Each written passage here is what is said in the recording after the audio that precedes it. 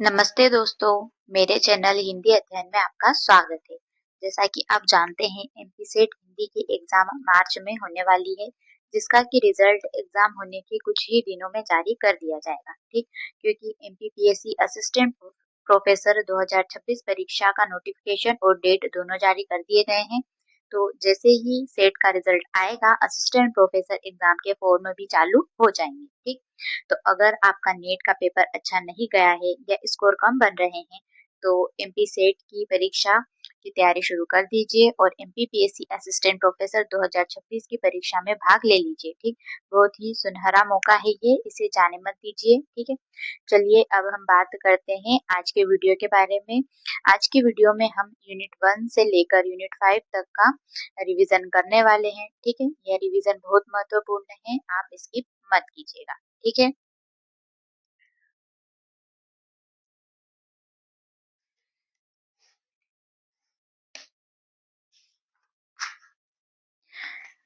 तो चलिए यूनिट 1 में हम भारतीय आर्य भाषाओं का काल, वैदिक व्यंजन, अघोष और सघोष, हिंदी की बोलियां, बोली क्षेत्र, लिपि, राजभाषा तथा राजभाषा नियम और उच्चारण स्थान इत्यादि यूनिट 1 में पढ़ने वाले हैं, ठीक है?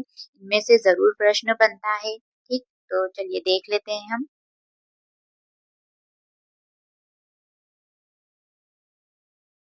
अगर आप ये सभी पढ़ना चाहते हैं तो वीडियो को पॉज करके पढ़ सकते हैं, ठीक है? हम अभी जो बहुत ही महत्वपूर्ण जो तथ्य हैं उन्हें पढ़ेंगे पहले, ठीक है? सबसे पहले हम पढ़ लेते हैं भारतीय आर्य भाषाओं का समय, ठीक है? क्योंकि ये लगातार परीक्षा में पूछा गया है, ठीक? तो चलिए देख लेते हैं हम। भारतीय आर्य भाषा समूह को कालक्रम की दृष्टि से निम्न वर्गों में बांटा गया है। प्राचीन भारतीय आर्य भाषा, मध्यकालीन आर्य भाषा, आधुनिक भारतीय आर्य भाषा, ठीक? अब इसका समय देख लेते हैं हम, क्योंकि समय पूछा जाता है। तो प्राचीन भारतीय आर्य भाषा का समय है 2000 ईसा पूर्व से 500 ईसा पूर्व तक। मध्यकालीन आर्य भाषा का समय है 500 ईसा पूर्व से 1000 ईसा पूर्व तक। आधुनिक भारतीय आर्य भाषा का समय है 1000 से अब तक, ठीक? ध्यान रखिएगा, परीक्षा में पूछा जाता है।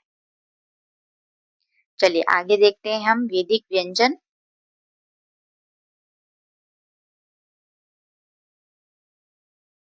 इनसे भी प्रश्न बन रहे हैं, ठीक है? तो देख लेते हैं हम।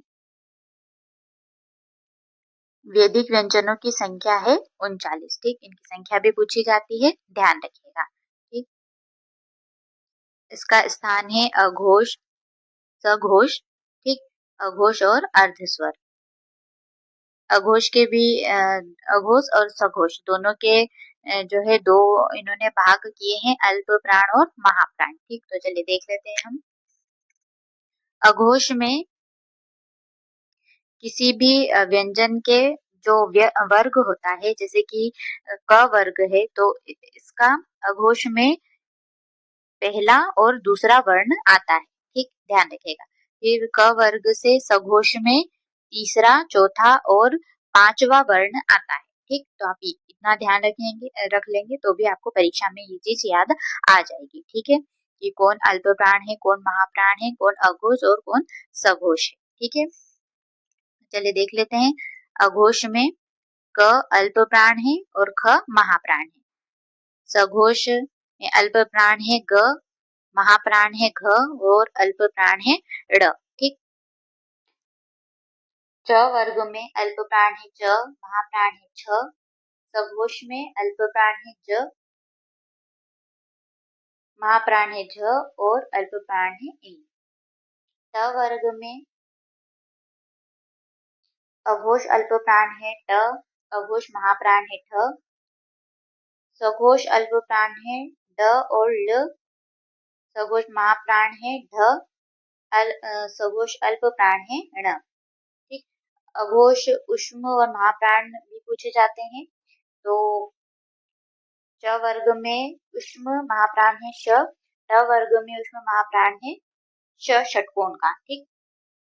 त वर्ग में अघोष अल्प प्राण है त, अघोष महाप्राण है थ, सघोष अल्प प्राण है द, सघोष महाप्राण है ध, अल्प प्राण सघोष अल्प प्राण है न, अघोष उष्म महाप्राण है स, अर्ध स्वर है ल। ठीक, अर्ध स्वर भी याद रखिएगा, य र ल व।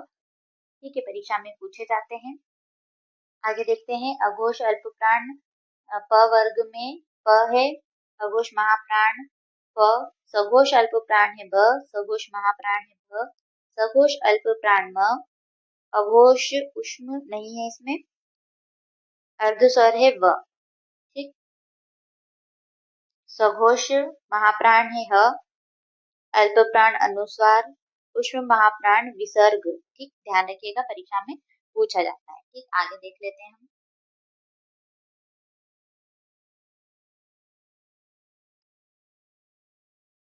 अब देखते हैं हम हिंदी की बोलियां और उसके बोली क्षेत्र। ठीक है, यहाँ से जरूर प्रश्न बनता है, इसको तो हमें बिल्कुल भी स्किप नहीं करना है। ठीक है, देख लेते हैं हिंदी की बोलियां।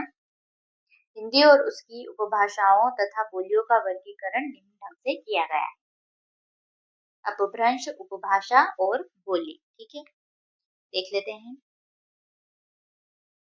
अपभ्रंश है शोर सेनी अपभ्रंश। इसकी उपभाषाएं हैं पश्चिमी हिंदी, राजस्थानी हिंदी, पहाड़ी हिंदी। ठीक है, तो शोर सेनी अपभ्रंश की उपभाषाएं हैं, 3 हैं, आप ध्यान रखिएगा। पश्चिमी हिंदी आकार बहुल है,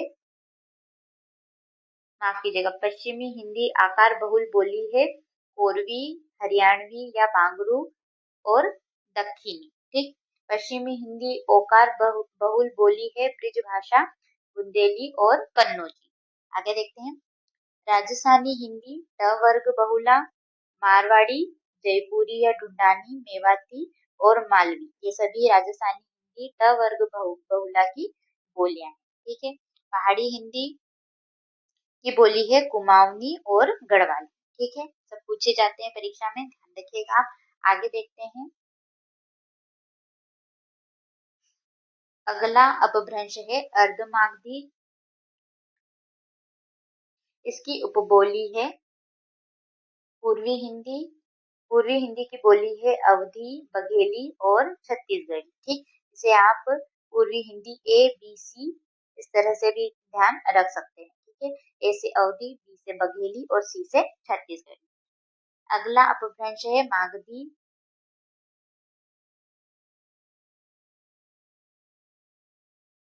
इसकी उपभाषा है बिहारी हिंदी। इसकी बोली है भोजपुरी, मगही और मैथिली। ठीक, चलिए अब हम देखते हैं बोलियों के अन्य नाम और उनकी उपबोलियां। ठीक, ये भी परीक्षा में पूछे जाते हैं, देख लेते हैं इसे भी। बोली है हरियाणवी, इसके अन्य नाम है बांगरू और देशवाली। उपबोलियां हैं जाटू और चमरवा। आगे देखते हैं,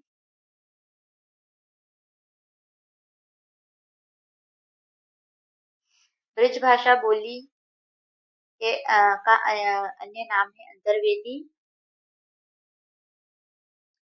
बुक्सा, जादोवाटी और डांगी, इसकी उपबोलियां हैं। ठीक, बुंदेली बोली का दूसरा नाम है बुंदेलखंडी। इसकी उपबोलियां हैं पावरी, बनाफरी, लोधांती और निभट्टा।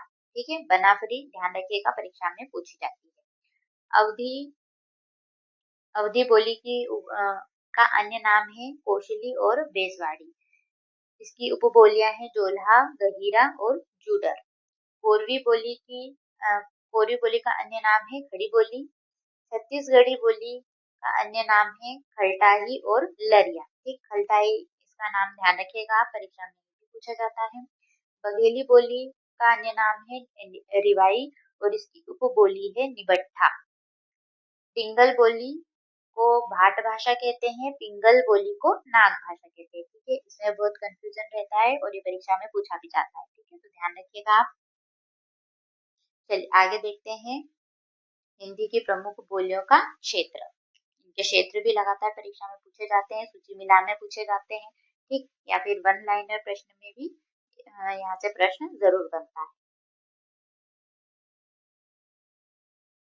बोली है ब्रज भाषा, इसका क्षेत्र है मथुरा, आगरा, अलीगढ़, बरेली, बदायूं, एटा, मैनपुरी, गुड़गांव, भरतपुर और करौली।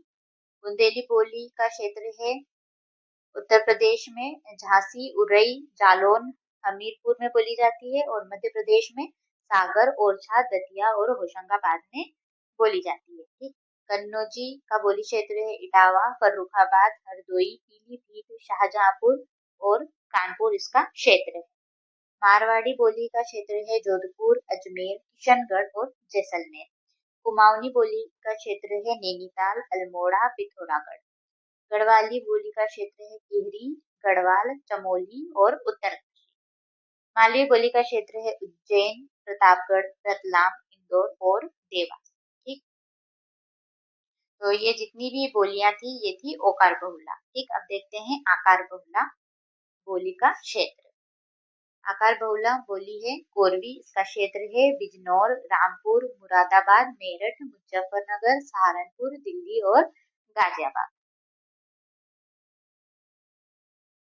अगर आप वीडियो को जो है अगर आपको स्लो लग रही है तो आप वीडियो की स्पीड बढ़ाकर वीडियो को देख सकते हैं। ठीक। अगली बोली है दक्षिणी, इसका क्षेत्र है दक्षिण भारत, बीजापुर, गोलकुंडा, अहमदनगर और हैदराबाद में ये बोली जाती है। ठीक है। ये जितने भी क्षेत्र हैं ये सब दक्षिण भारत के क्षेत्र हैं। उदासीन आकार बहुला बोली है अवधी और बघेली। तो अवधी का बोली क्षेत्र देख लेते हैं हम। अयोध्या, लखीमपुर खीरी, बहराइच, गोंडा, बाराबंकी, लखनऊ, सीतापुर, उन्नाव, फैजाबाद, सुल्तानपुर, रायबरेली, इलाहाबाद, जौनपुर, मिर्जापुर और प्रतापगढ़ इसका बोली क्षेत्र है। ठीक है।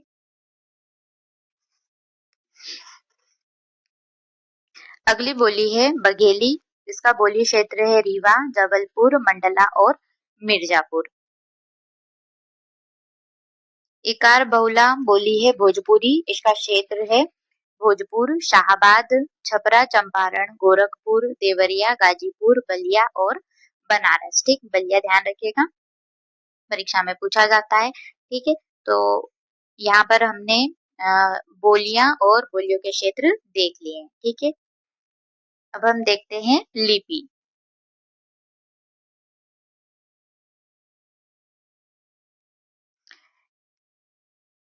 लिपि विकास की मुख्यतः निम्न अवस्थाएं मानी जाती हैं। ये अवस्थाएं ध्यान रखिएगा, परीक्षा में इनका क्रम पूछा जाता है। ठीक है। सबसे पहले चित्रलिपि, फिर प्रतीक लिपि, भाव लिपि, ध्वनि लिपि के दो भाग किए गए हैं, अक्षरात्मक और वर्णात्मक। ठीक। आगे देखते हैं।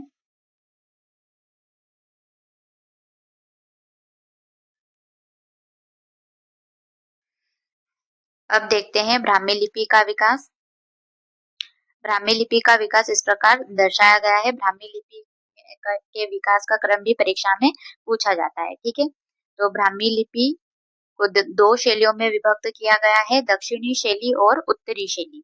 दक्षिणी शैली में तेलुगु, तमिल, कन्नड़ लिपियों का विकास। उत्तरी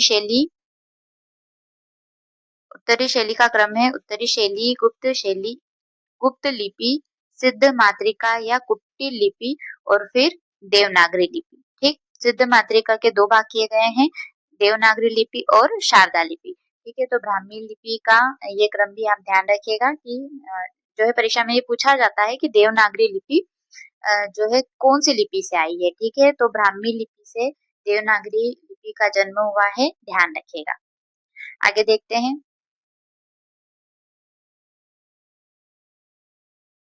अब हम देवनागरी लिपि के कुछ महत्वपूर्ण तथ्यों को पढ़ लेते हैं। ब्राह्मी की उत्तरी शैली से 4 से 5वीं सदी में गुप्त लिपि तथा गुप्त लिपि से 6ठी सदी में कुटिल लिपि विकसित हुई है। इसी कुटिल लिपि से 9वीं सदी के लगभग नागरी के प्राचीन रूप का विकास हुआ, जिसे प्राचीन नागरी कहते हैं। देवनागरी लिपि के नाम के विषय में अनेक मत है, जो इस प्रकार है। ठीक है। तो जो देवनागरी लिपि के नाम के विषय में अनेक मत हैं, वो परीक्षा में पूछे जाते हैं। ठीक है। कि देवनागरी लिपि नाम कैसे पड़ा। ठीक। तो चलिए देख लेते हैं हम। प्रसिद्ध बौद्ध ग्रंथ ललित विस्तार में वर्णित नाग लिपि से नागरी नामकरण हुआ। नगरों में प्रचलित होने से देवनागरी नाम पड़ा। पाटलिपुत्र को नागर और चंद्रगुप्त को देव कहने के कारण देवनागरी नामकरण किया गया। ये देखते हैं।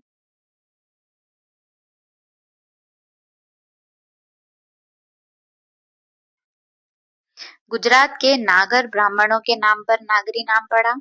डॉक्टर धीरेन्द्र वर्मा के अनुसार मध्य युग के स्थापत्य की एक शैली का नाम नागर होने से नागरी नाम पड़ा।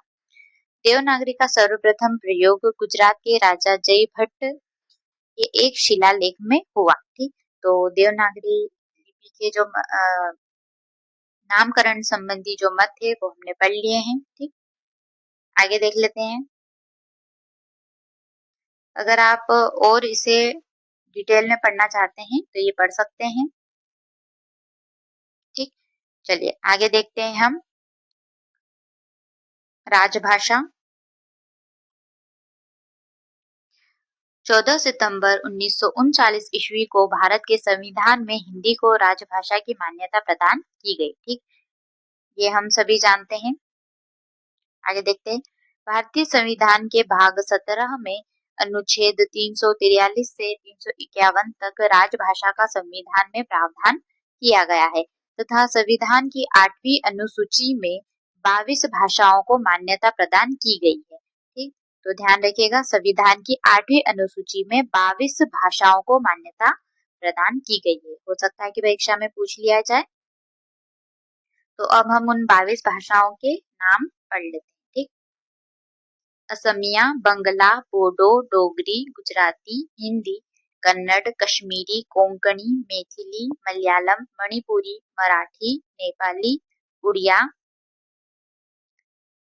पंजाबी, संस्कृत, संथाली, आगे देखते हैं, सिंधी, तमिल, तेलुगु और उर्दू। ये 22 भाषाएं जो है 8वीं अनुसूची में इन्हें स्थान दिया गया है। ठीक, आगे देख लेते हैं। मूल संविधान में 14 भाषाएं थी। संविधान का 21वां संशोधन अधिनियम 1967 द्वारा सिंधी के जोड़े जाने पर यह संख्या 15 हो गई थी। 71वें संशोधन अधिनियम 1992 में कोंकणी, नेपाली और मणिपुरी को सम्मिलित कर दिए जाने पर यह संख्या 18 हो गई। 92 संशोधन अधिनियम 2003 में इसमें बोडो, डोगरी, मैथिली और संथाली को सम्मिलित कर दिया गया, जिससे अब यह संख्या बढ़कर 22 हो गई। ठीक है, तो ये ध्यान रखिएगा कौन से संशोधन में कौन सी भाषा जोड़ी गई, परीक्षा में हो सकता है कि पूछ लिया जाए। ठीक,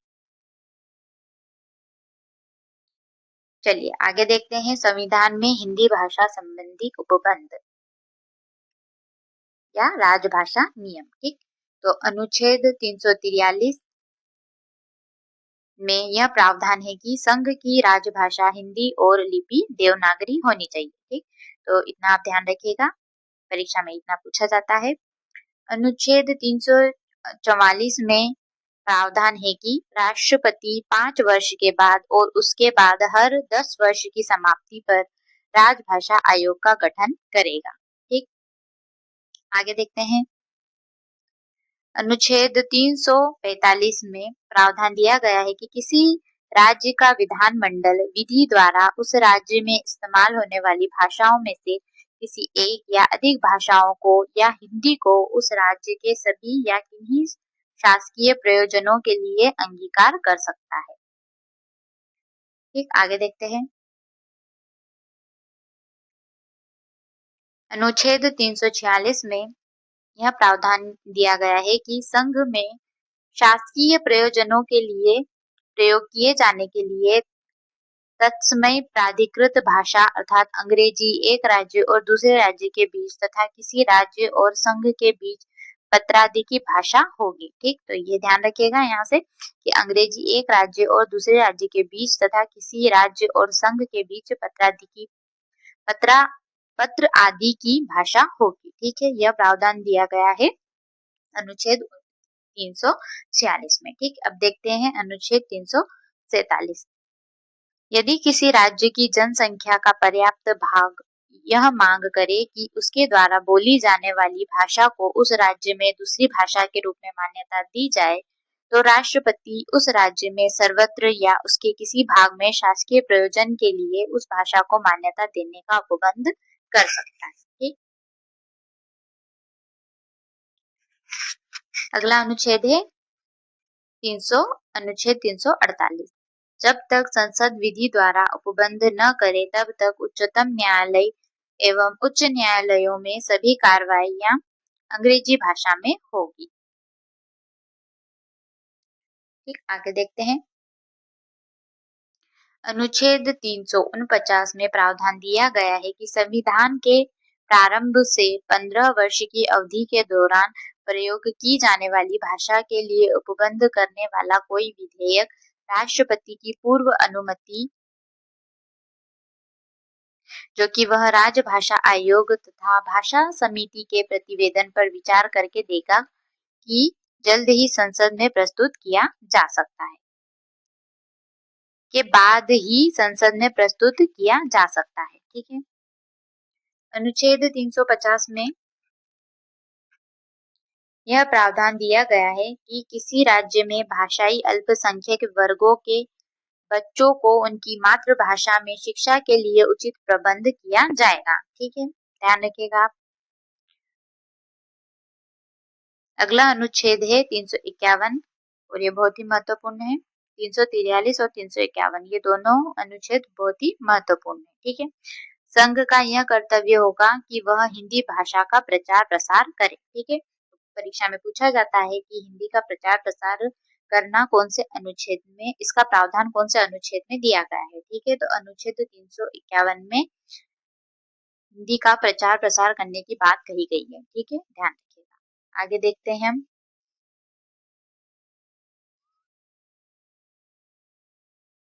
उच्चारण स्थान देख लेते हैं हम, क्योंकि यहाँ से भी प्रश्न बनता है। ठीक है, व्यंजनों का वर्गीकरण व्यंजनों के दो आधारों पर वर्गीकृत किया जाता है, उच्चारण स्थान और प्रयत्न स्थान। ठीक है, तो उच्चारण स्थान महत्वपूर्ण है, देख लेते हैं हम इसे। उच्चारण स्थान के आधार पर कंठ या कंठ से निकलने वाले व्यंजन क, ख, ग, घ और ड़, तालव्य और तालु, च, छ, ज, झ, इंग, य और र।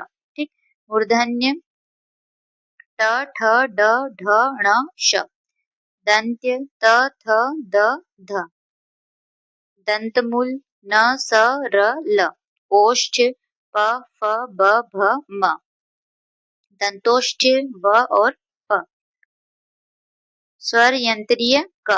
ठीक, तो कंठ, ताल, मूर्धन्य, दंत्य और ओष्ठ। ठीक है, ये तो आप ध्यान ही रखिएगा, इनके उच्चारण स्थान जो है परीक्षा में पूछे जाते हैं। ठीक है, तो चलिए यूनिट 1 से जहाँ से लगातार प्रश्न बन रहे हैं उन जो है विषयों को हमने देख लिया है। अब हम बात करते हैं यूनिट 3 की। ठीक है, और यूनिट 2 का यहाँ पर मैंने रिवीजन ऐड नहीं किया है, क्योंकि यूनिट 2 देखिए बहुत बड़ी है, तो उसके लिए मैंने अलग से वीडियो बनाई है यूनिट 2 की महत्वपूर्ण रचनाओं पर, तो उसको मैं जो है डिस्क्रिप्शन में अटैच कर दूंगी, तो आप वहां से यूनिट 2 की वीडियो देख सकते हैं। ठीक, चलिए यूनिट 3 के महत्वपूर्ण तथ्य देख लेते हैं हम, जिनसे लगातार परीक्षा में प्रश्न बनते हैं। सबसे पहले हम देख लेते हैं भारतीय काव्य शास्त्र के आचार्यों का क्रम और उनके ग्रंथों के नाम। ठीक है, और आप इन्हें क्रमानुसार ही याद कीजिएगा, क्योंकि परीक्षा में इनका क्रम पूछा जाता है।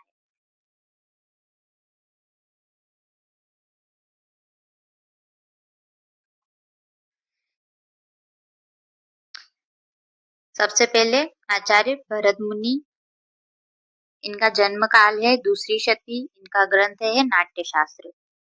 आचार्य भामह का जन्म काल है छठी शती, इनका ग्रंथ है काव्यालंकार।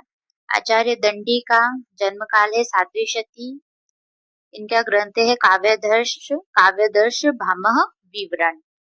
आचार्य वामन का जन्म काल है 8वीं या 9वीं शती, इनका ग्रंथ है काव्य अलंकार सूत्रवृत्ति। आचार्य उद्भट का जन्म काल है नवी शती। इनका ग्रंथ है काव्य अलंकार सार संग्रह। आचार्य रुद्रट का जन्म काल है नवी शती। इनका ग्रंथ है काव्य अलंकार। श्री शंकोक का जन्म काल है नवी शती। इनका ग्रंथ है नाट्य शास्त्र की टीका। आगे देखते हैं। आचार्य आनंद वर्धन का जन्म काल है नवी शती। इनका ग्रंथ है धन्यालोक। आचार्य राजशेखर का जन्म काल है नवी शती। इनका ग्रंथ है काव्य मीमांसा। आचार्य भट्ट लोलट का जन्म काल है नवी या 10वीं शती। नाट्य शास्त्र की टीका इनका ग्रंथ है। आचार्य भट्ट नायक का जन्म काल है नवी या 10वीं शती। हृदय दर्पण इनका ग्रंथ है। आचार्य भट्ट तोत का जन्म काल है 10वीं शती। काव्य कौतुक इनका ग्रंथ है। आचार्य धनंजय का जन्म काल है 10वीं शती। दश रूपक ग्रंथ है। आचार्य कुंतक का जन्म काल है 10वीं या 11वीं शती। वक्रोक्ति जीवितम इनका ग्रंथ है। आगे देखते हैं। आचार्य अभिनव गुप्त का जन्म काल है 10वीं शती या 11वीं शती। इनके ग्रंथ है तंत्रालोक और अभिनव भारती, दोनों ही महत्वपूर्ण है।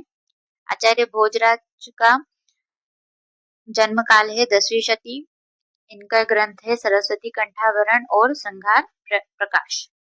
आचार्य महिम भट्ट का जन्म काल है 11वीं शती।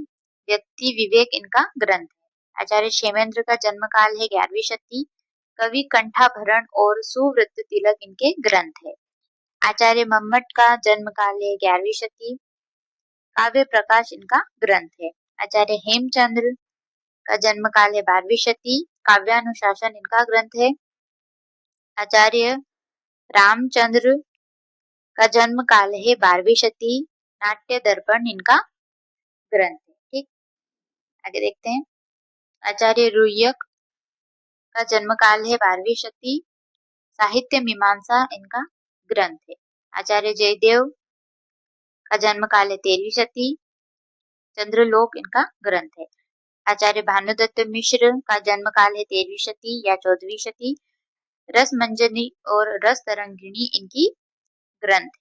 आचार्य विश्वनाथ का जन्म काल है 14वीं शती। साहित्य दर्शन इनका ग्रंथ है। आचार्य पंडित जगन्नाथ का जन्म काल है 17वीं शती और रस गंगाधर इनका जो है ग्रंथ है। ठीक है, चलिए अब देख लेते हैं हम काव्य शास्त्र की महत्वपूर्ण परिभाषाएं जो कि लगातार परीक्षा में पूछी जा रही हैं। ठीक है, सब नहीं पढ़ना है, मैंने कुछ महत्वपूर्ण परिभाषाएं रखी है जो कि लगातार परीक्षा में पूछी जा रही है, तो देख लेते हैं हम। और ऐसा भी प्रश्न बनता है कि यह परिभाषा कौन से आचार्य ने दी है। ठीक, तो उनका नाम भी आपको ध्यान में रखना है। चलिए देख लेते हैं हम। शब्दार्थो सहितो काव्यम गद्यम पद्यम च तद्विधा, ये परिभाषा दी है आचार्य भामह। आगे देखते हैं। शरीर तावदिष्टार्थ व्यवच्छिन्ना पदावली, ये परिभाषा दी है आचार्य दंडी ने। अगली है काव्य शब्दोयम गुणालंकार संस्कृतयो शब्दार्थो शब्दार्थ योर्य वर्तते, ये परीक्षा माफ कीजिएगा, ये परिभाषा दी है वामन ने। ठीक, अगली है शब्दार्थ शरीर तावत काव्यम, यह परिभाषा दी है आनंद वर्धन ने। ठीक,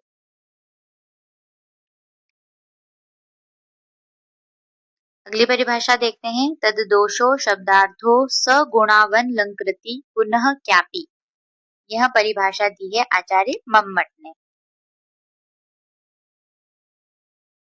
रसात्मक काव्यम, यह परिभाषा दी है आचार्य विश्वनाथ ने। अगली है रमणीय यार्थ प्रतिपादक शब्द काव्यम, यह परिभाषा दी है आचार्य जगन्नाथ। अगली है अदोषो सगुणो सालंकारो च शब्दार्थो काव्यम, यह परिभाषा दी है आचार्य हेमचंद्र ने। आगे देखते हैं। शब्दार्थ योर्य भावत्सह भावेन विद्या साहित्य विद्या, यह परिभाषा दी है आचार्य राजशेखर ने। ठीक है, तो ये कुछ महत्वपूर्ण परिभाषाएं थी जो कि बार बार परीक्षा में रिपीट होती है। ठीक है, चलिए आगे देखते हैं। भारतीय काव्य शास्त्र के आचार्य और उनके सिद्धांत। ठीक है, कौन से आचार्य ने कौन से सिद्धांत या मत प्रस्तुत किए गए हैं, ये भी परीक्षा में पूछे जाते हैं और आपको ये ध्यान भी होना चाहिए। ठीक है, देख लेते हैं। यहाँ पर आचार्य, उनके प्रमुख ग्रंथ तो हम पढ़ ही चुके हैं और यहाँ पर उनके सिद्धांत और मत। ठीक है, तो देख लेते हैं। आचार्य भरत मुनि का सिद्धांत है रस सिद्धांत, यानी कि रस सिद्धांत के प्रवर्तक माने जाते हैं आचार्य भरत मुनि। ठीक, आचार्य भामह का सिद्धांत है अलंकार सिद्धांत। इन्होंने कहा है कि अलंकार काव्य की आत्मा है। ठीक, आचार्य दंडी का सिद्धांत है गुण व रीति सिद्धांत। आचार्य वामन का सिद्धांत है रीति सिद्धांत। ठीक, आगे देखते हैं। आचार्य आनंद वर्धन का सिद्धांत है ध्वनि सिद्धांत। इन्होंने कहा है कि ध्वनि काव्य की आत्मा है। आचार्य कुंतक का सिद्धांत है वक्रोक्ति सिद्धांत। आचार्य क्षेमेंद्र का सिद्धांत है औचित्य सिद्धांत। आचार्य मम्मट का सिद्धांत है समन्वय सिद्धांत और राजशेखर का सिद्धांत है काव्य पुरुष सिद्धांत। ठीक है, तो इसमें से आप कुछ महत्वपूर्ण आचार्यों के सिद्धांत को ध्यान में रखिएगा। मैं बता देती हूँ आपको मैं, जो कि परीक्षा में पूछे जाते हैं। आचार्य भरत मुनि का सिद्धांत, आचार्य भामा का सिद्धांत, दंडी, वामन, आनंदवर्धन, कुंतक और क्षेमेंद्र। ठीक, तो ये कुछ ऐसे आचार्य है जिनके सिद्धांत परीक्षा में पूछे जाते हैं। ठीक है, या फिर ये भी पूछा जाता है कि जो है भरत मुनि ने कौन सा सिद्धांत दिया है या भामह ने कौन सा सिद्धांत दिया है। ठीक, तो आपको सिद्धांत के नाम ध्यान होने चाहिए। आगे देख लेते हैं हम। रस सिद्धांत और उसके प्रमुख व्याख्याकार। ठीक है, ये भी परीक्षा में पूछे जाते हैं, देख लेते हैं इन्हें। परीक्षा में पूछा जाता है कि जो है रस सिद्धांत के प्रमुख व्याख्याकार हैं भट्ट लोलट, भट्ट शंकुक, भट्ट नायक और अभिनव गुप्त। ठीक है, तो इन्होंने कौन सा दर्शन दिया है और कौन सा सिद्धांत दिया है। ठीक है, ये परीक्षा में पूछा जाता है रस के संबंध में, तो देख लेते हैं हम। आचार्य भट्ट लोलट ने मीमांसा दर्शन दिया है। इसका सिद्धांत है उत्पत्तिवाद या आरोपवाद। आचार्य शंकुक ने न्याय दर्शन दिया है। इसका सिद्धांत है अनुमितिवाद। आचार्य भट्ट नायक ने सांख्य दर्शन दिया है। इनका सिद्धांत है भुक्तिवाद या भोगवाद। आचार्य अभिनव गुप्त ने शैव दर्शन दिया है और इसका सिद्धांत है अभिव्यक्तिवाद। ठीक है, तो ये जो सिद्धांत है ये इन्होंने रस सिद्धांत के संबंध में प्रस्तुत किए हैं। ठीक है, और ये दर्शन है जो कि रस सिद्धांत के संबंध में प्रस्तुत किए हैं और आप इनके दर्शन और सिद्धांत दोनों ध्यान रखिएगा, परीक्षा में पूछे जाते हैं। ठीक है, चलिए आगे देख लेते हैं। वामन द्वारा स्वीकृत प्रमुख रीतियां। ठीक, तो वामन ने जो रीतियां प्रस्तुत की है उनके नाम परीक्षा में पूछे जाते हैं और उनके गुण भी पूछे जाते हैं, तो देख लेते हैं हम। आचार्य वामन ने 3 रीतियां दी है, वेदर्भी, गौड़ी और पांचाली रीति। ठीक है, इनके गुण देख लेते हैं हम। वेदर्भी रीति का गुण है माधुर्य और प्रसाद। गौड़ी रीति का गुण है ओज। पांचाली रीति का गुण है माधुर्य और ओज दोनों मिश्र। ठीक है, तो वामन द्वारा दी गई ये रीतियों के नाम और उनके गुण आप ध्यान रखिएगा, परीक्षा में पूछा जाता है। ठीक है,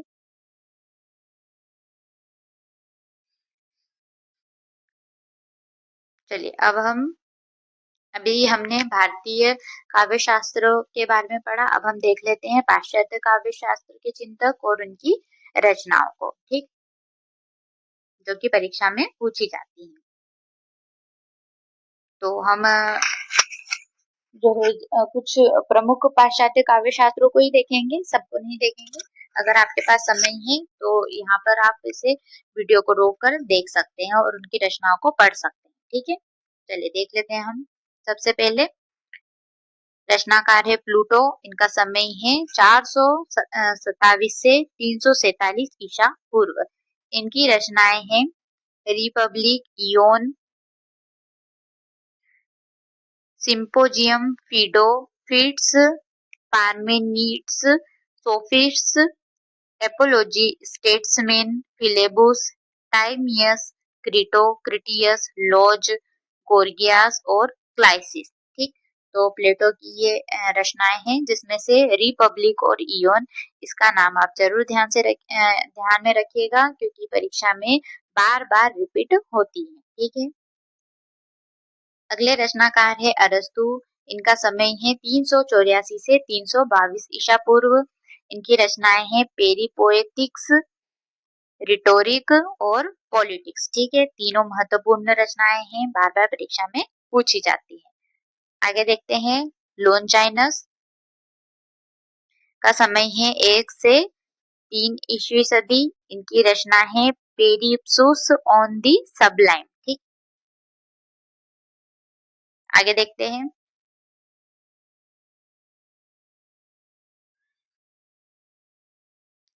अगले प्रमुख पाश्चात्य काव्य शास्त्र है विलियम वर्ड्सवर्थ। इनका समय है 1770 से 1850। इनकी रचना है लिरिकल बैलेट्स, द प्रिल्यूड। ठीक है, दो इनकी रचनाएं हैं और दोनों ही महत्वपूर्ण है। ठीक है, अगले हैं कोलरिज। इनका समय है 1772 से 1834। इनकी रचनाएं हैं Biographia Literaria, the friend aids to reflection on the constitution of church and state, confession of inquiring spirit, lectures on literature, lectures on Shakespeare. ठीक है, तो इनकी जो रचना है जो परीक्षा में बार बार पूछी जाती है वो है बायोग्राफिया लिटरेरिया। ठीक, तो कोलरिज की रचना है ये, ध्यान रखिएगा आप। आगे देखते हैं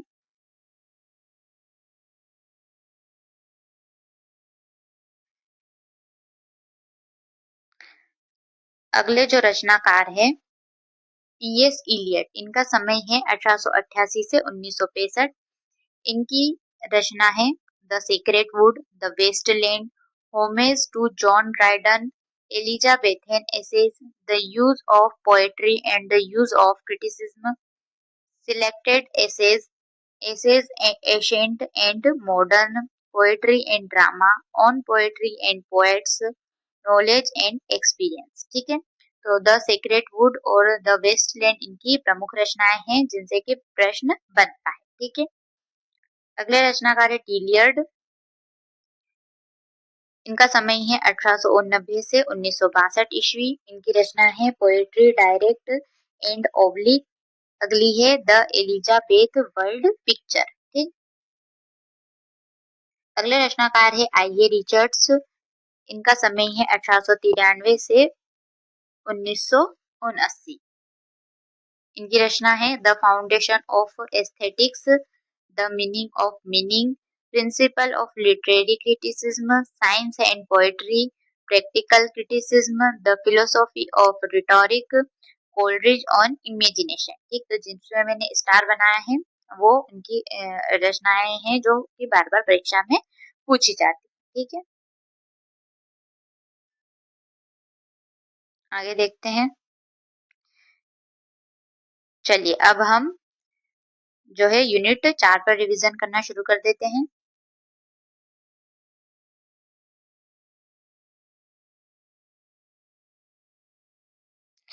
बता देती हूँ मैं आपको कि हम कौन कौन से टॉपिक पर रिवीजन करने वाले हैं।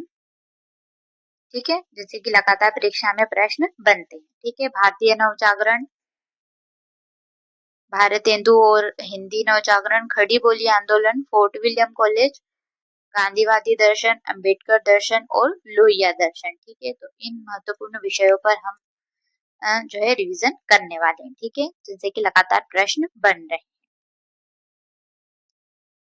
अभी तक आपने देख लिया होगा कि यहाँ पर हम कुछ भी जो है डिटेल में नहीं पढ़ रहे हैं। ठीक, जो कि परीक्षा में पूछा जा रहा है उन्हीं महत्वपूर्ण तथ्यों को देख रहे हैं। ठीक है, चलिए देख लेते हैं।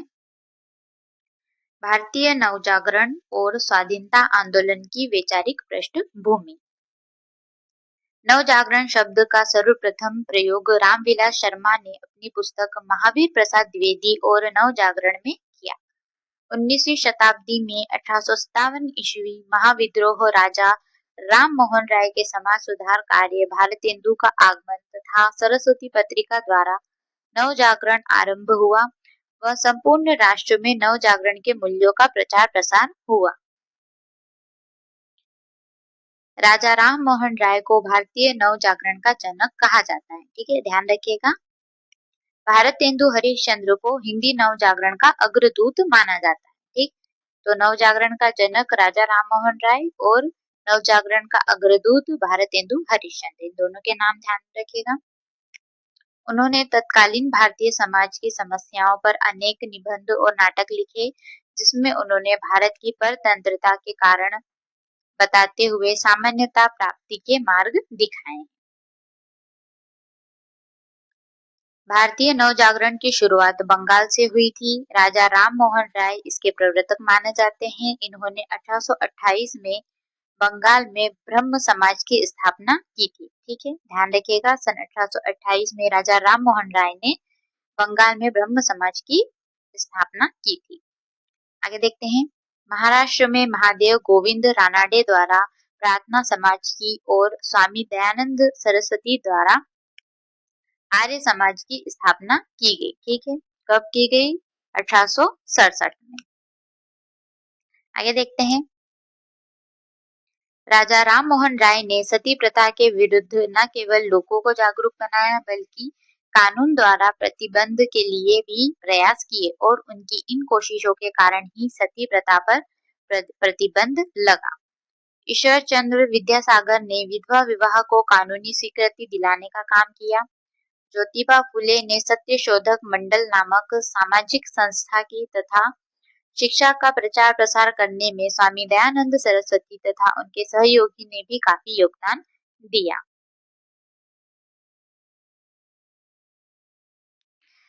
नवजागरण के दूसरे नेताओं के तरह सर सैयद अहमद खां भी अंग्रेजों के समर्थक थे, लेकिन उन्होंने मुसलमानों में आधुनिक चेतना जगाने का अत्यंत महत्वपूर्ण कार्य किया। मुसलमानों को आधुनिक शिक्षा प्रदान करने के लिए उन्होंने 1873 में मोहम्मद एंग्लो ओरिएंटल कॉलेज की स्थापना की। यह कॉलेज ही आगे चलकर अलीगढ़ मुस्लिम विश्वविद्यालय के नाम से विख्यात हुआ। अलीगढ़ आंदोलन सर सैयद अहमद खां द्वारा शुरू किया गया था। आगे देखते हैं। अब देख लेते हैं महत्वपूर्ण आंदोलन, उनका स्थापना वर्ष, उनके संस्थापक और उसका उनका मुख्य उद्देश्य। ठीक है,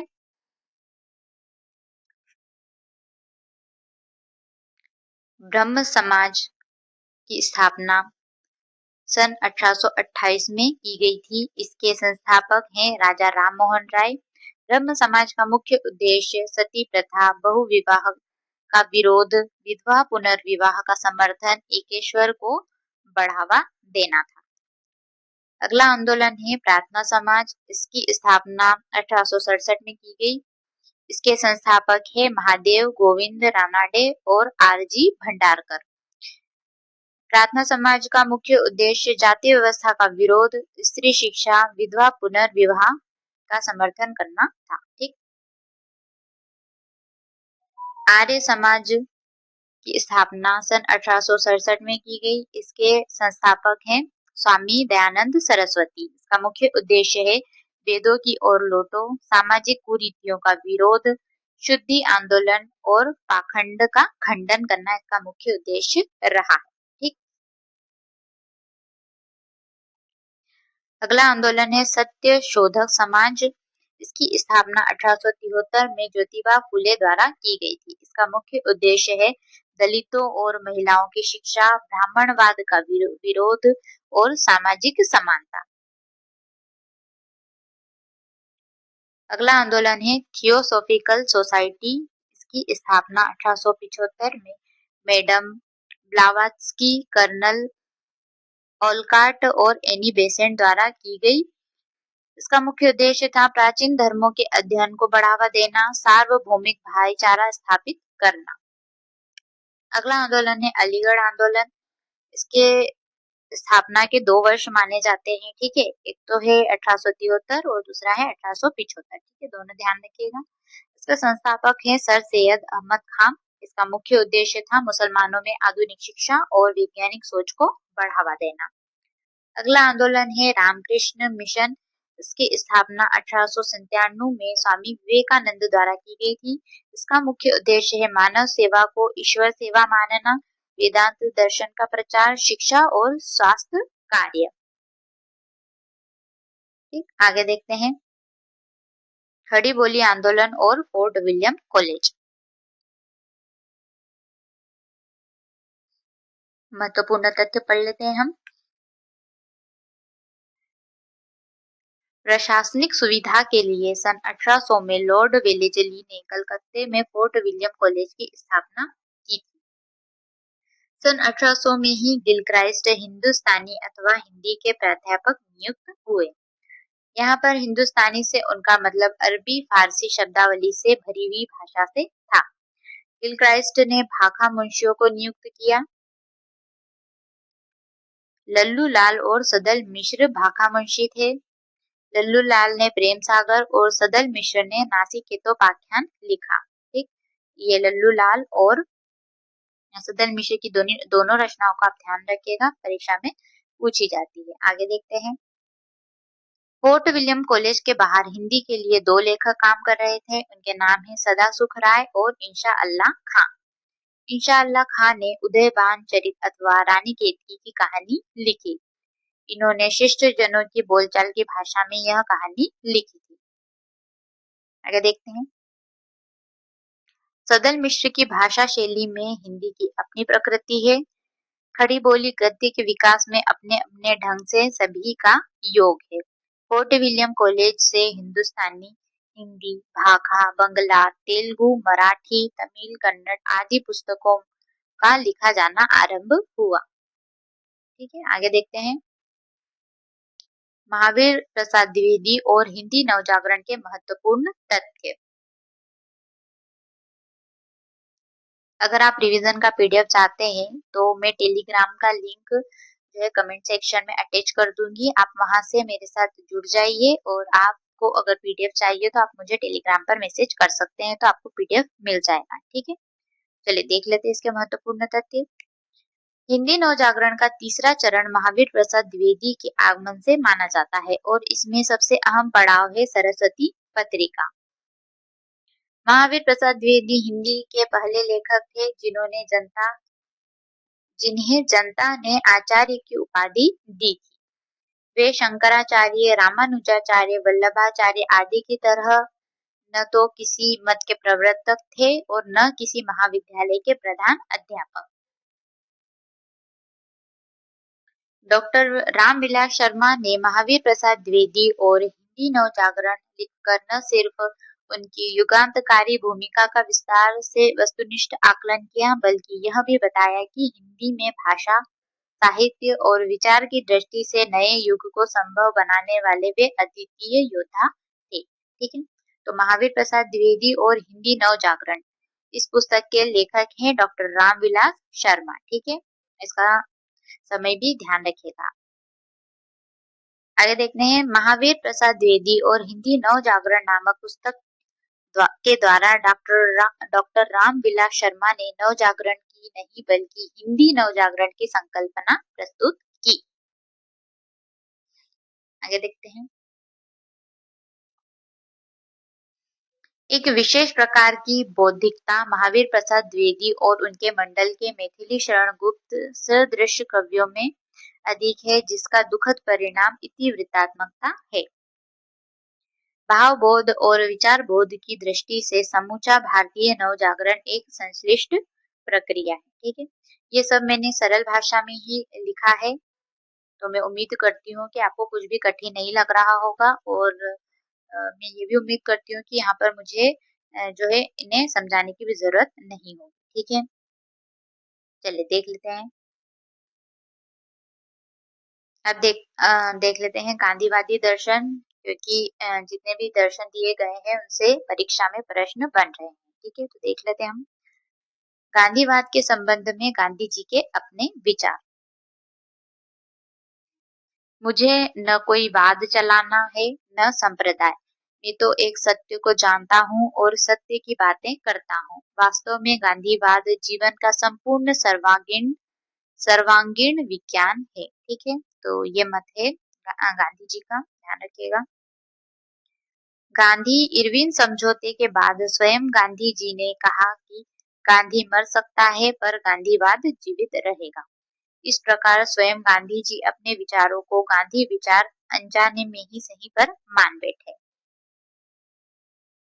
उन्होंने अपनी आत्मकथा को सत्य के प्रयोग अथवा आत्मकथा नाम दिया था। गांधीवादी विचारधारा देख लेते हैं अब हम। पश्चिमी विचारधाराओं का विरोध।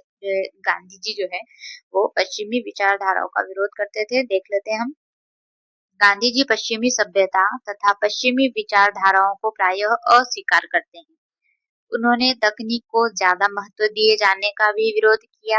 हालांकि अपने अंतिम समय में वे तकनीक के उतने विरोधी नहीं रहे। वे मानने लगे थे कि जो तकनीकें बेरोजगारी को नहीं बढ़ाती हैं, उन्हें स्वीकार करने में कोई समस्या नहीं। ठीक, तो गांधी जी का मानना था कि अगर हमारे देश में जो है टेक्नोलॉजी आएगी तो वो इंसानों की जो है उनकी नौकरी पर असर पड़ेगा। ठीक है, इंसानों को नौकरी नहीं मिलेगी। ठीक है, जैसा है कि एआई के आने पर जो है हम इस बात को मानते हैं। ठीक है, अब गांधी जी के राजनीतिक विचार देख लेते हैं हम। जननीतिक व्यवस्था के स्तर पर महात्मा गांधी सोवियत संघ की तानाशाही के भी विरोधी थे और जर्मनी व इटली में नाजीवाद व फांसीवाद के नाम पर चल रहे अधिनायकवादी या तानाशाही मूलक शासन तंत्र के भी खिलाफ थे, क्योंकि ये सभी व्यवस्थाएं व्यक्ति की स्वतंत्रता को चोट पहुंचाती है। उन्होंने ब्रिटिश संसद को व्यंग्य की भाषा में मछली बाजार भी कहा था। ठीक है, महत्वपूर्ण है ये। महात्मा गांधी जानते थे कि राज्य का निषेध करना बहुत आसान या व्यवहारिक नहीं है, इसलिए व्यावहारिक तौर पर उन्होंने ऐसे राज्य की वकालत की जो कम से कम शासन करता हो। उनका यह विचार अमेरिकी चिंतक हेनरी डेविड थूरो से प्रभावित था। स्थानीय स्वशासन उनकी दृष्टि में इसका सर्वश्रेष्ठ तरीका था। वे चाहते थे कि ग्रामीण पंचायतों को अधिक से अधिक शक्तियां मिलनी चाहिए तथा ऊपर की शक्ति संरचना नीचे से निर्धारित होनी चाहिए। आगे चलकर जयप्रकाश नारायण तथा राम मनोहर लोहिया ने उनके इसी विचार को विस्तृत रूप प्रदान किया। ठीक है, तो राम मनोहर लोहिया दर्शन जब हम पढ़ेंगे तो हम इस चीज को देखेंगे।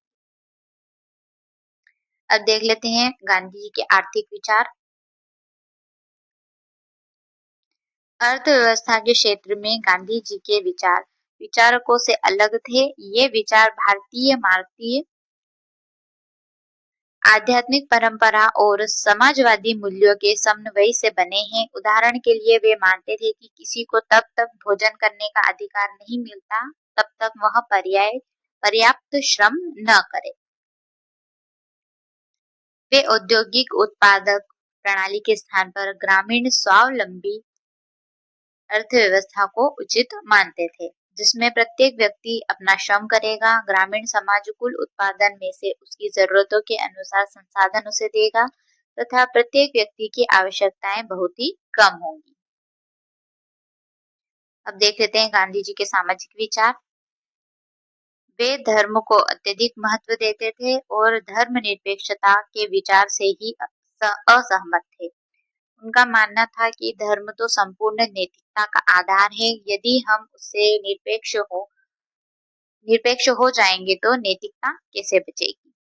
इसलिए उन्होंने कहा कि धर्म विहीन राजनीति तथा धर्म विहीन अर्थव्यवस्था मृत देह के समान है, जिन्हें जला देना चाहिए। वे मानते थे कि भारत के लिए धर्म निरपेक्षता नहीं, सर्वधर्म समभाव की जरूरत है, क्योंकि हमारी सभ्यता क्योंकि हमारी समस्या धर्म नहीं सांप्रदायिकता है। आगे देखते हैं शिक्षा के क्षेत्र में गांधी जी के विचार।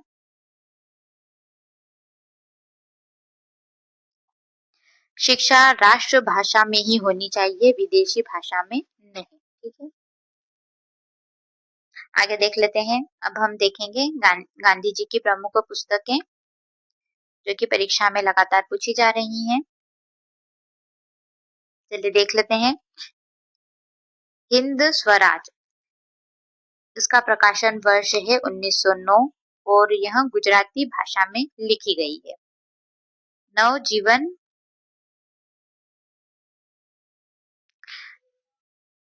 1909 में प्रकाशित हुई थी, यह गुजराती व हिंदी भाषा में लिखी गई है।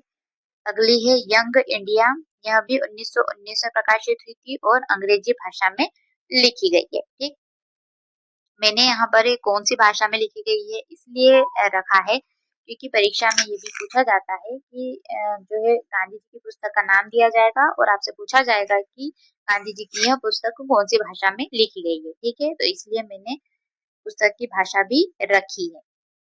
आगे देखते हैं। सत्य के साथ मेरे प्रयोग, इसका प्रकाशन वर्ष है 1925 और यह अंग्रेजी और गुजराती दोनों भाषा में लिखी गई है। ठीक है, आगे देखते हैं। अगली पुस्तक है हरिजन, इसका प्रकाशन वर्ष है 1933, यह अंग्रेजी व हिंदी भाषा में लिखी गई है। ठीक है, तो चलिए गांधी दर्शन हमने पढ़ लिया है। अब हम देखते हैं डॉक्टर अंबेडकर दर्शन। ठीक,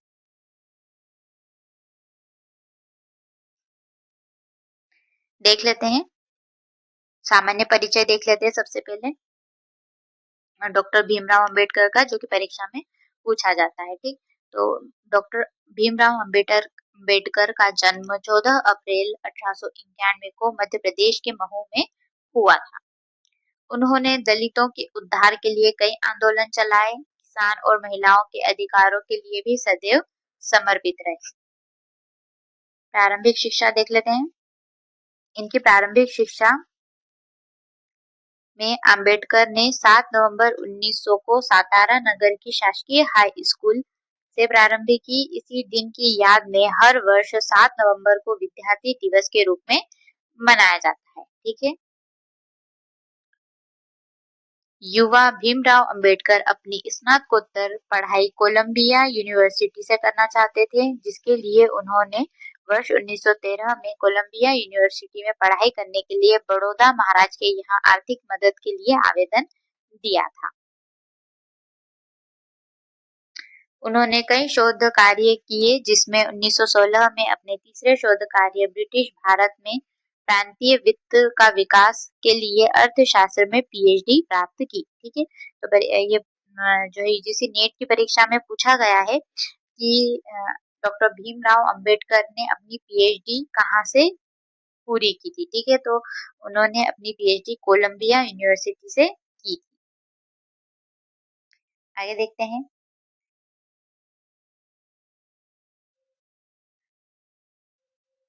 अंबेडकर से संबंधित महत्वपूर्ण तथ्य। दलितों के बीच शिक्षा और संस्कृति के प्रचार प्रसार के लिए वर्ष 1923 में अंबेडकर ने बहिष्कृत हितकारिणी सभा की स्थापना की। वर्ष 1930 में अंबेडकर ने कालाराम मंदिर के बाहर विरोध प्रदर्शन किया, क्योंकि उस मंदिर में दलितों को प्रवेश नहीं दिया जाता था। इस आंदोलन में भारत ने दलित आंदोलन को शुरू करने में एक महत्वपूर्ण भूमिका निभाई थी। डॉक्टर अंबेडकर ने लंदन में तीनों गोलमेज सम्मेलनों में भाग लिया और सशक्त रूप से अछूत के हित में अपने विचार व्यक्त किए थे। वर्ष 1932 में उन्होंने महात्मा गांधी के साथ पूना समझौते पर हस्ताक्षर किए, जिसके परिणाम स्वरूप वंचित वर्गों के लिए अलग निर्वाचक मंडल के विचार को त्याग दिया गया। बाबा साहेब अम्बेडकर ने वर्ष 1936 में स्वतंत्र लेबर पार्टी की स्थापना की थी। ठीक है, महत्वपूर्ण है, याद रखिएगा। द्वितीय विश्व युद्ध के दौरान 1939 में बाबा साहब ने बड़ी संख्या में नाजीवाद को हराने के लिए भारतीयों को सेना में शामिल होने का आह्वान किया। बाबा साहेब ने अपनी कई अनुयायियों के साथ 14 अक्टूबर 1956 को बौद्ध धर्म ग्रहण किया।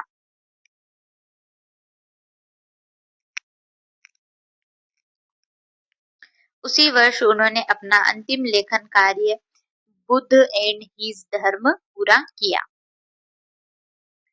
डॉक्टर बी आर अम्बेडकर को वर्ष 1990 में भारत रत्न पुरस्कार से सम्मानित किया गया। 14 अप्रैल 1990 से 14 अप्रैल 1991 की अवधि को बाबा साहेब की याद में सामाजिक न्याय के वर्ष के रूप में मनाया गया।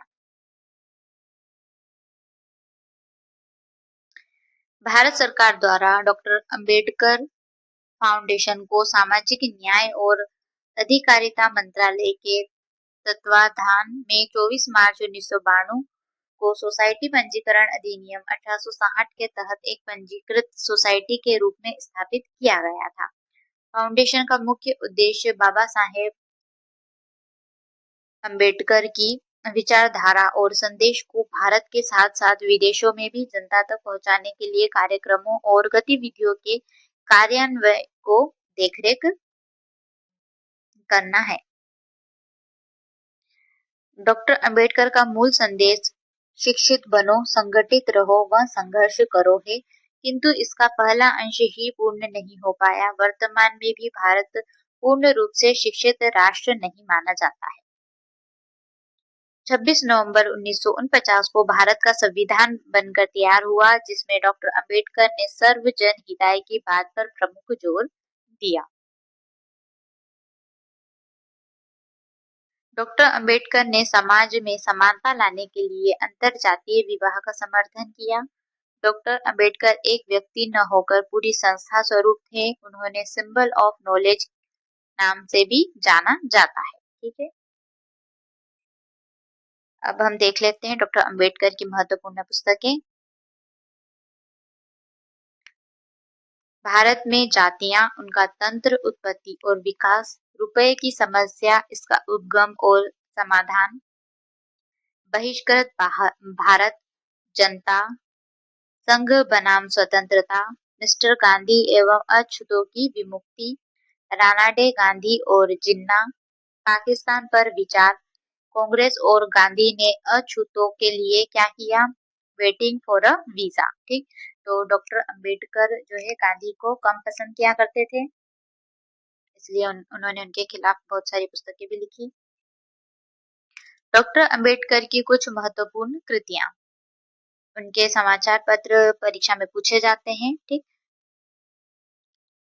मूक नायक, इसका प्रकाशन वर्ष है 1920 और बहुत ही महत्वपूर्ण जो है समाचार पत्र है ये, डॉक्टर भीमराव अंबेडकर द्वारा जो कि निकाला गया था। ठीक है, द अनटचेबल्स, इसका प्रकाशन वर्ष है 1948। एनहिलेशन ऑफ कास्ट, इसका प्रकाशन वर्ष है 1936। बुद्ध और कार्ल मार्क्स, इसका प्रकाशन वर्ष है 1956। ठीक है, तो ये कुछ उनके महत्वपूर्ण कृतियां और उनके समाचार पत्र हैं जो कि परीक्षा में पूछे जाते हैं। आगे देखते हैं लोहिया दर्शन।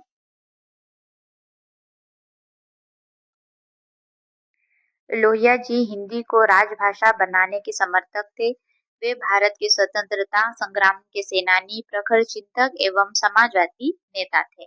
डॉक्टर राम मनोहर लोहिया बहुमुखी क्रांतिकारों दर्शन के जनक थे।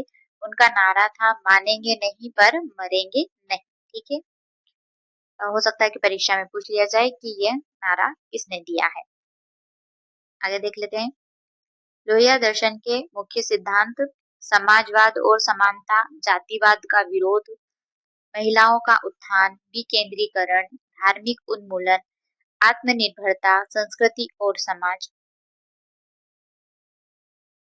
तो ये कुछ उनके मुख्य सिद्धांत थे। अब देख लेते हैं लोहिया की चौखंबा योजना, जो कि बार बार परीक्षा में पूछी जाती है। पढ़ लेते हैं इस योजना के बारे में। इस योजना में उन्होंने राजनीतिक शक्तियों का विकेंद्रीकरण किया। चौखंबा योजना के अंतर्गत ग्राम, मंडल, प्रांत व केंद्र, इन शक्तियों का विकेंद्रीकरण का सुझाव दिया। लोकतंत्र में शक्ति का स्रोत नीचे से ऊपर होना चाहिए, ना कि ऊपर से नीचे की ओर। यानी कि जो सबसे नीचे है उनको ज्यादा शक्तियां प्रदान की जानी चाहिए। ठीक, ऐसा इनका मानना था। अपनी कृति एस्पेक्ट्स ऑफ सोशलिस्ट पॉलिसी में चौखंबा शासन का विचार किया, जिसमें निम्न स्तर पर ग्राम व मंडल, उसके ऊपर राज्य या प्रांत तथा सबसे ऊपर केंद्र सरकार की इकाई होगी। यह एक संघात्मक व्यवस्था होगी। चौखंबा शासन में राज्य की सशस्त्र सेना केंद्र के अधीन, सशस्त्र पुलिस प्रांत व अन्य पुलिस मंडल ग्राम के अधीन होगी।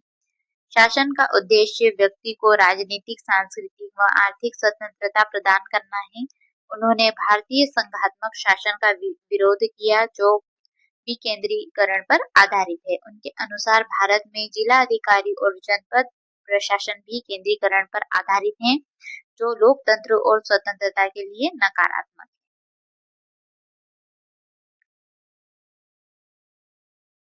अब देख लेते हैं लोहिया की समाजवादी अर्थव्यवस्था। उत्पादन मूल्य के विक्रय मूल्य 1.5 गुने से अधिक नहीं होने चाहिए। औसत आय में निरंतर वृद्धि होती रहनी चाहिए। कृषि क्षेत्र में क्रांतिकारी परिवर्तन किए जाएं। सिंचाई सुविधा में वृद्धि हो। भू अन्न सेना का निर्माण हो, जो बेकार पड़ी भूमि को कृषि योग्य बनाए। उत्पादन के साथ साथ वितरण की व्यवस्था को संतुलित बनाया जाए। अन्न बांटो आंदोलन पर बल दिया जाए तथा राज्य की ओर से मुफ्त रसोई घर स्थापित करने की सलाह दी। अनाज के व्यापार का सामाजिकरण करने का सुझाव दिया है।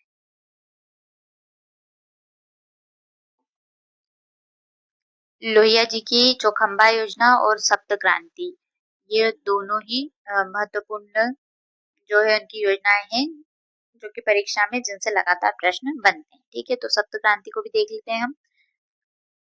इसमें उन्होंने कहा है कि यह नर नारी की समानता के लिए है, रंग भेद के कारण राजकीय, आर्थिक तथा वैचारिक असमानता के विरुद्ध है, संस्कारगत जन्म जाति प्रथा के विरुद्ध तथा पिछले वर्गों को विशेष अवसर प्रदान करने के लिए, पर्दे की गुलामी के खिलाफ स्वतंत्रता तथा विश्व लोक राज्य के लिए, व्यक्तिगत पूंजी संबंधी विषमताओं के विरुद्ध तथा आर्थिक समानता के लिए, निजी जीवन में अनाधिकार आवश्यक हस्तक्षेप के विरुद्ध तथा लोकतंत्रीय पद्धति के लिए, अस्त्र शस्त्रों के विरुद्ध तथा सत्याग्रह के लिए। आगे देख लेते हैं राम मनोहर लोहिया की पुस्तकें या उनकी रचनाएं। भारत माता, धरती माता, समता और संपन्नता, भारत विभाजन के गुनाहगार, हिंदू बनाम हिंदू, अर्थशास्त्र मार्क्स से आगे, guilty man of India's partition, Bharat के शासक और इतिहास चक्र, ये लोहिया की कुछ महत्वपूर्ण रचनाएं थी। आगे देख लेते हैं 1934 में कांग्रेस सोशलिस्ट साप्ताहिक पत्र का संपादन लोहिया द्वारा किया गया था। ठीक है, हो सकता है कि परीक्षा में पूछ लिया जाए, ध्यान रखिएगा। चलिए अब हम बात करते हैं यूनिट 5 हिंदी कविता। इसका रिवीजन कर लेते हैं हम। सबसे पहले हम कविता और उनके काव्य संग्रह देख लेते हैं, जो कि परीक्षा में पूछे जाते हैं कि यह कविता कौन से काव्य संग्रह में सम्मिलित है। ठीक है, और काव्य संग्रह के प्रकाशन वर्ष भी साथ में हम देखेंगे। तो चलिए देख लेते हैं। कविता है जूही की कली। यह परिमल काव्य संग्रह में संकलित है। इसके लेखक है निराला और इसका प्रकाशन वर्ष है 1930। ठीक है, यहाँ पर जितने भी मैंने प्रकाशन वर्ष दिए गए हैं ये सभी काव्य संग्रह के प्रकाशन वर्ष है। ठीक है, कविता के नहीं है।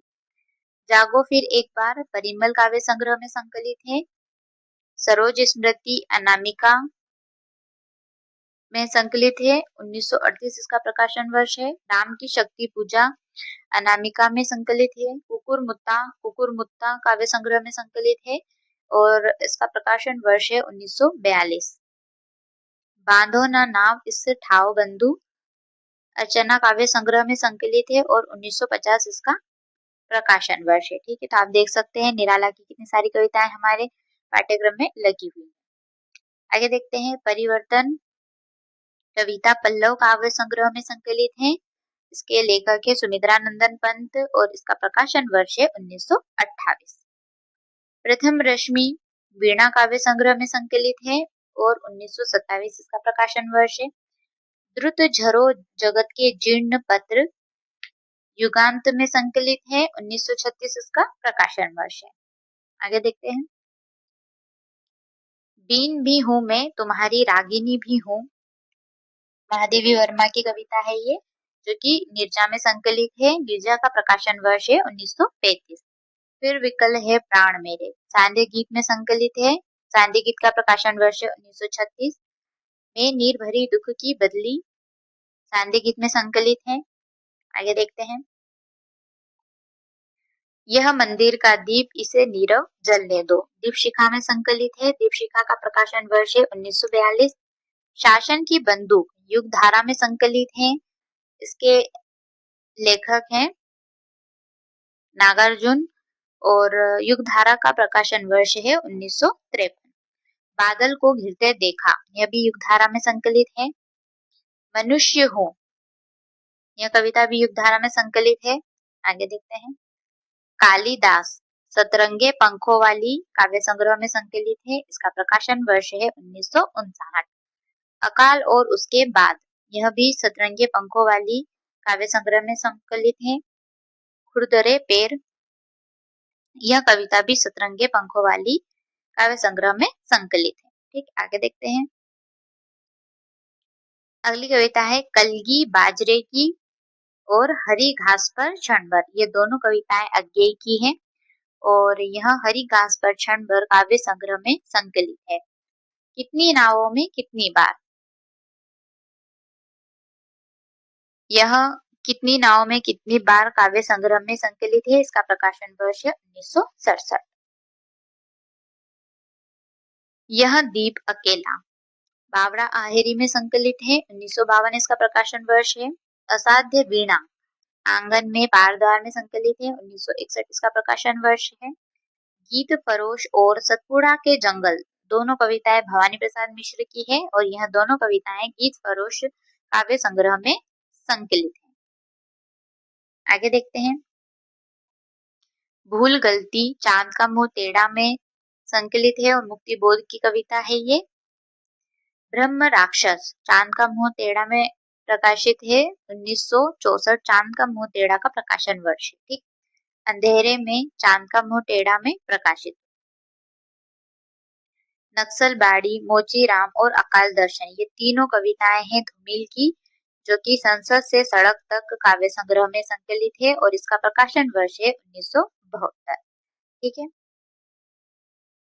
अगली है रोटी और संसद, यह कविता धूमिल की है और कल सुनना मुझे काव्य संग्रह में संकलित है और इसका प्रकाशन वर्ष है 1974। ठीक है, चलिए आगे देख लेते हैं हम। जब मैंने यूनिट 5 पर वीडियो बनाई थी कि कौन सी कविताओं को हमें पहले पढ़ना चाहिए, तो यहाँ पर मैंने वो कविताएं रखी थी। अगर आप पढ़ना चाहते हैं इन कविताओं को तो देख सकते हैं आप। इन कविताओं को आप सबसे पहले पढ़ लीजिएगा, छोटी है और सरल भी है। ठीक है, और इनसे लगातार प्रश्न बनते भी हैं। चलिए अब हम कुछ महत्वपूर्ण कविताओं के तथ्यों को देखेंगे। रामचंद्र शुक्ल के अनुसार पृथ्वीराज रासो ये हिंदी के प्रथम महाकवि माने जाते हैं और इनका पृथ्वीराज रासो हिंदी का प्रथम महाकाव्य है। ठीक है, हो सकता है कि यह प्रश्न यूनिट 5 के अंतर्गत पूछा जाए, ध्यान रखिएगा आप। अब हम पृथ्वीराज रासो के बारे में पढ़ लेते हैं कुछ तथ्य, जो कि रामचंद्र शुक्ल ने अपनी पुस्तक हिंदी साहित्य का इतिहास में बताए हैं। ठीक, तो पृथ्वीराज रासो 2500 पृष्ठों का बहुत बड़ा ग्रंथ है, जिसमें कुल 69 समय सर्ग या अध्याय हैं। प्राचीन समय में प्रचलित प्रायः सभी छंद का व्यवहार हुआ है। मुख्य छंद है कवित, दूहा, तोमर, त्रोटक, गाहा और आर्या। ठीक, तो ये जितने भी छंद है पृथ्वीराज रासो में जिनका प्रयोग हुआ है उनके नाम ध्यान रखिएगा। जैसे कादम्बरी के संबंध में प्रसिद्ध है कि उसका पिछला भाग बाण के पुत्र ने पूरा किया, वैसे ही रासों के पिछले भाग का भी चंद के पुत्र जलहन द्वारा पूर्ण किया जाना कहा जाता है। ठीक है, महत्वपूर्ण है। भाषा की कसौटी पर यदि ग्रंथ को कसते हैं तो और भी निराश होना पड़ता है, क्योंकि वह बिल्कुल भी बेठिकाने हैं, इसमें व्याकरण आदि की कोई व्यवस्था नहीं। ठीक है, तो आचार्य रामचंद्र शुक्ल का ये कथन है जो कि परीक्षा में पूछा जाता है। ठीक है, पृथ्वीराज रासो के संबंध में आगे देखते हैं। इस संबंध में इसके अतिरिक्त और कुछ कहने की जगह नहीं है कि यह पूरा ग्रंथ वास्तव में जाली है। ठीक है, पृथ्वीराज रासो को आचार्य रामचंद्र शुक्ल ने जाली ग्रंथ कहा है। ठीक है, ध्यान रखिएगा। चलिए आगे देखते हैं। अगली कविता है रामचरितमानस। रामचरितमानस में कुल 7 कांड है, जिनका क्रम इस प्रकार है। ठीक है, तो इनका क्रम पूछा जाता है, देख लेते हैं हम। सबसे पहले बालकांड, अयोध्या कांड, अरण्य कांड, किष्किंधा कांड, सुंदर कांड, लंका कांड और उत्तर कांड। ठीक है,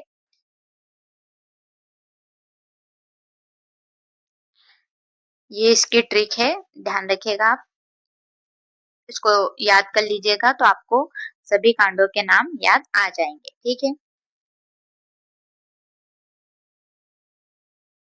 आगे देखते हैं। आचार्य रामचंद्र शुक्ल के अनुसार संवत 1631 में अयोध्या जाकर इन्होंने रामचरितमानस का आरंभ किया और उसे 2 वर्ष 7 महीने में समाप्त किया। ठीक है, इन्होंने मतलब कि तुलसीदास ने। ठीक है, तो हो सकता है कि पूछा जाए कि तुलसीदास ने रामचरितमानस को कितने समय में समाप्त किया, तो ये ध्यान रखिएगा 2 वर्ष और 7 महीने में उन्होंने रामचरितमानस को समाप्त किया है। ठीक है, अगली कविता है प्रिय प्रवास। इसके लेखक हैं अयोध्या सिंह उपाध्याय हरिओत। यह एक महाकाव्य है। प्रिय प्रवास, इसका प्रकाशन वर्ष है 1914। खड़ी बोली का महाकाव्य है। इसमें 17 सर्ग है। इसमें श्रृंगार और करुण रस की प्रधानता है। प्रिय प्रवास के पहले सर्ग में संध्या का वर्णन है। दिवस का अवसान समीप था, गगन था कुछ लोहित हो चला। इस पंक्ति में द्रुत विलंबित छंद है और ये बार बार परीक्षा में पूछा जाता है। यह पंक्ति दे दी जाएगी आपको और पूछा जाएगा कि इस पंक्ति में कौन सा छंद है। ठीक है, तो द्रुत विलंबित छंद है इस पंक्ति में, आप ध्यान रखिएगा। आगे देख लेते हैं कात्यायनी के कुछ महत्वपूर्ण तथ्य। कात्यायनी के लेखक है जयशंकर प्रसाद। इस महाकाव्य में कुल 15 सर्ग है। इसका प्रकाशन वर्ष 1935 और 36 माना जाता है। पात्र एवं प्रतीक देख लेते हैं। इसके मुख्य पात्र हैं मनु, श्रद्धा और ईड़ा। मनु प्रतीक है मानव मन की, श्रद्धा प्रतीक है हृदय, प्रेम, आस्था, विश्वास और कर्म की, ईड़ा प्रतीक है बुद्धि, तर्क और संस्कृति। ठीक, कात्यायनी के कथा का आधार ऋग्वेद, छंदोग्य, उपनिषद, शतपथ ब्राह्मण तथा भागवत है। काव्य रूप प्रबंध महाकाव्य है ये। ठीक है, कात्यायनी के 15 सर्गों के नाम देख लेते हैं हम, क्योंकि इनके पूछा जाता है कात्यायनी के 15 सर्गों के नाम। ठीक है, हो सकता है कि क्रम से भी पूछ लिया जाए, तो देख लेते हैं। सबसे पहले चिंता, फिर आशा, फिर श्रद्धा, काम, वासना, लज्जा, कर्म, ईर्ष्या, ईड़ा, स्वप्न, संघर्ष और निर्वेद, दर्शन और रहस्य। ठीक है, तो ये एक और है आनंद। ठीक है, तो ये कुल 15 सर्ग है कात्यायनी के, जो कि परीक्षा में पूछे जाते हैं। ठीक है, तो आप इनके नाम याद कर लीजिएगा, तो ध्यान में रखिएगा। आगे देखते हैं। अगली कविता है भारत भारती। इसके महत्वपूर्ण तथ्यों को देख लेंगे हम।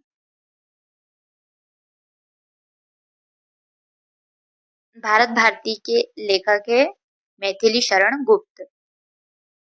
यह काव्य 1912 में रचा गया और संशोधनों के साथ 1914 में प्रकाशित हुआ।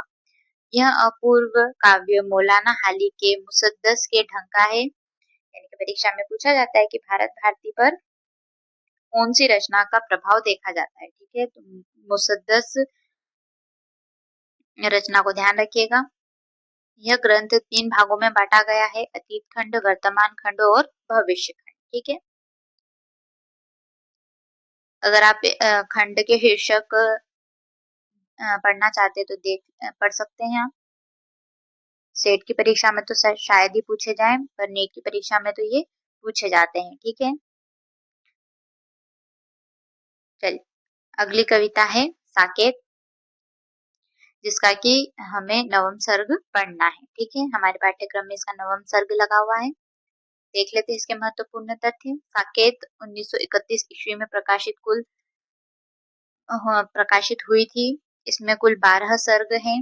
मैथिली शरण गुप्त को साकेत महाकाव्य लिखने की प्रेरणा अपने काव्य गुरु आचार्य महावीर प्रसाद द्विवेदी से मिली थी, जिन्होंने अपने एक लेख सरस्वती पत्रिका में प्रकाशित कवियों की उर्मिला विषयक उदासीनता में उर्मिला के विरह और उपेक्षित चरित्र को केंद्र में लाने की बात कही गई थी, जिससे गुप्त जी ने उर्मिला के जीवन पर आधारित यह महाकाव्य लिखा, जो राम कथा पर आधारित होते हुए भी उर्मिला के दर्द और लक्ष्मण के त्याग पर केंद्रित है। ठीक है, तो अब आप समझ गए होंगे कि मैथिली शरण गुप्त ने साकेत की रचना क्यों की। ठीक, और ये भी आप ध्यान रखिएगा, कवियों की उर्मिला विषयक उदासीनता, इस लेख के लेखक हैं आचार्य महावीर प्रसाद द्विवेदी, जो कि सरस्वती पत्रिका में प्रकाशित हुआ था। ठीक है, चलिए अगली कविता है सतपुड़ा के जंगल।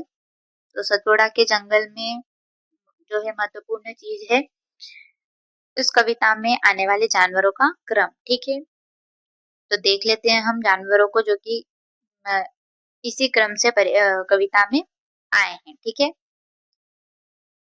तो सबसे पहले सांप, फिर मकड़ियां, फिर मच्छर, फिर अजगर, फिर शेर, बाघ, 4 मुर्गे, 4 तीतर। ठीक है, इस कविता में एक जनजाति का भी जिक्र हुआ है, जिसका नाम है गोंड जनजाति। ठीक है, यहाँ से प्रश्न बन चुका है, तो आप ध्यान रखिएगा। आगे देखते हैं। चलिए ठीक है, तो आज की वीडियो में हमने यूनिट 1 से लेकर यूनिट 5 तक का रिवीजन कर लिया है। ठीक है, यूनिट 2 के लिए मैं डिस्क्रिप्शन में वीडियो की लिंक अटैच कर दूंगी, तो आप उसे देख लीजिएगा। ठीक है, और अगर आप इस रिवीजन का पीडीएफ चाहते हैं तो मेरे टेलीग्राम को ज्वाइन कर लीजिएगा। आपको वहां पर इसका रिवीजन पीडीएफ मिल जाएगा। ठीक है, अगली वीडियो में हम यूनिट 6 से यूनिट 10 तक का संपूर्ण रिवीजन करेंगे। ठीक है, तो रिवीजन के लिए मेरे साथ में जुड़ जाइए। चलिए मिलते हैं अगली वीडियो में। धन्यवाद।